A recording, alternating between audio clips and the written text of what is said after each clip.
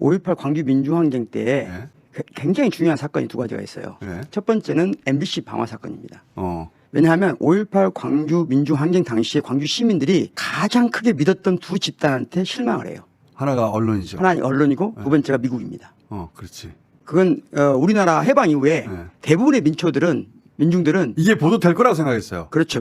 언론을 믿었고 네. 두 번째는 미국을 믿었어요. 신기하지만. 맞아요. 신기하지. 미국이 올 거라고 했어요. 그리고 당시 광주 시민들은 전두환의 이 구타를 미군이 막아줄 거라고 믿었어요. 미국에 대한 절대적인 신뢰가 있었습니다. 그 민주주의의 상징과 같은 미국이 그렇죠. 이 군부의 구테타를 그냥 두고 볼 리가 없다. 그렇죠. 이렇게 생각했죠. 그리고 실제로 그 관련된 문헌이 많아요. 그래서 실제로 광주 시민들이 미국이 올 걸 기대하고 있었어요. 그래서 안 오니까 나중에 그게 굉장히 큰 실망감, 좌절감. 미국이 뭐 알았나 몰랐나 가지고. 그렇죠. 그들 쭉 논쟁이 됐어요. 맞아요. 그걸 알리고 싶어서 방화 사건 그 김민석 예. 의원이 미 문화원을 점거하고 미국은 답하라고 한 거예요. 그렇죠. 그런 돈을 지는 것도 아니고 아무것도 아니에요. 네, 미국이 도대체 어떤 입장이냐 네. 예? 밝히라 한 거예요.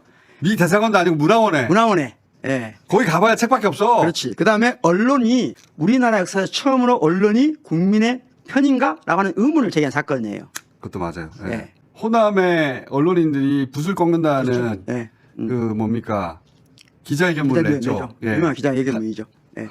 정확한 문구는 생각 안 나는데 대략 오늘 붓을 내려놓는다. 내 눈앞에서 예.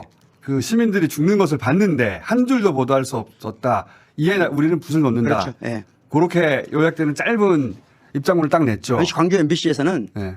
한 명도 죽지 않았다는 보도를 내서 시민들의 분노를 산 그렇지. 거예요.